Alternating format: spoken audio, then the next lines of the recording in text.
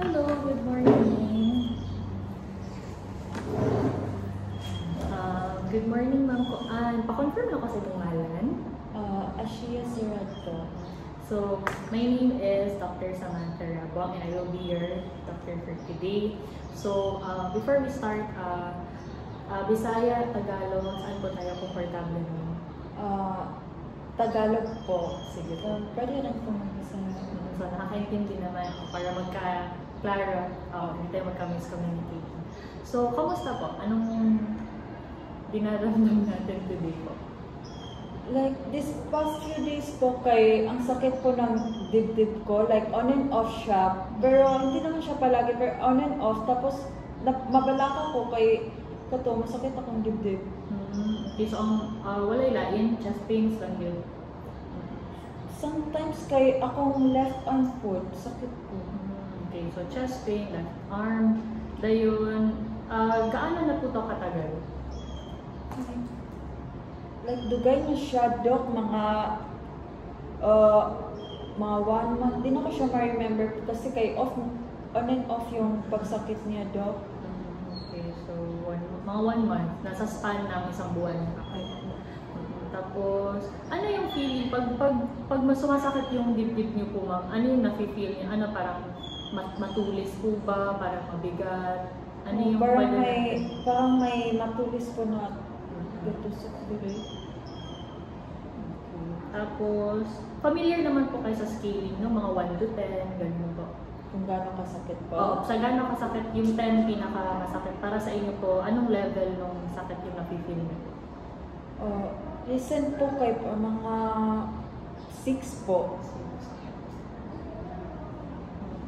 Tapos, na-mention nyo kanina left arm, maliba. May iba pa po bang masakit sa inyo? Maliban sa left. Tapos, pagka na-feel niyo yung sakit, ano yung ginagawa niyo po para ma-soothe kayo o para mawala?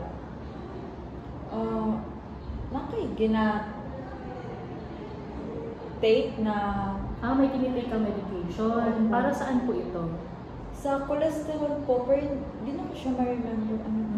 Okay, cholesterol medication. Tapos, ito yung pain nyo po, yung mahabang may ginagawa kayo or yung naka-rest lang? Pag minsan po, naka-rest po ako, bigla siyang magsakit.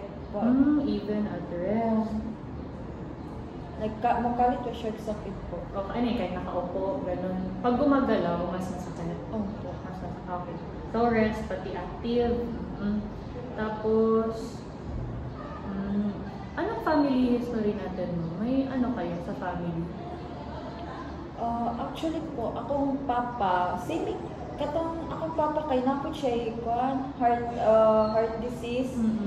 Same age na nag-start natake din siya. Okay po. Confirm lang ako, you are 24 years old po. Say, tapos may family history.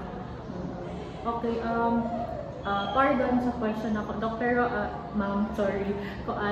Umiinom po, may umiinom, mga anong diet po natin?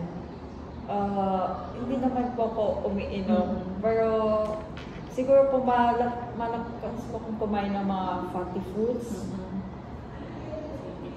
Fatty diet pero no alcohol. Yes po. Regular exercise po, ano yung ginagawa mong activities po? Hindi na po ako nakakapag-exercise masyado since nung nangyayari yun. Mabilis po akong mapagod doon. Okay. Sige po. So far, thank you sa information niyo, ma'am.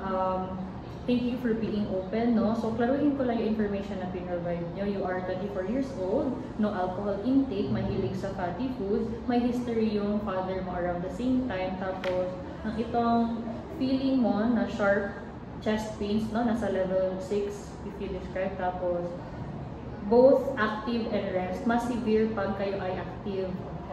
So, no, based on what you told me, mag-test tayo, no, para mas maintindihan natin kasi may medication ka rin pala sa cholesterol. So, tsaka i-monitor na din natin yung blood pressure mo dahil we'll take it from there, no? So, what do you think? Okay po. So, okay. I'll draw up kung ano yung lab na ipapagawa niya tapos we'll take it from there. Sige. Thank you, Doc. Thank you, Doc.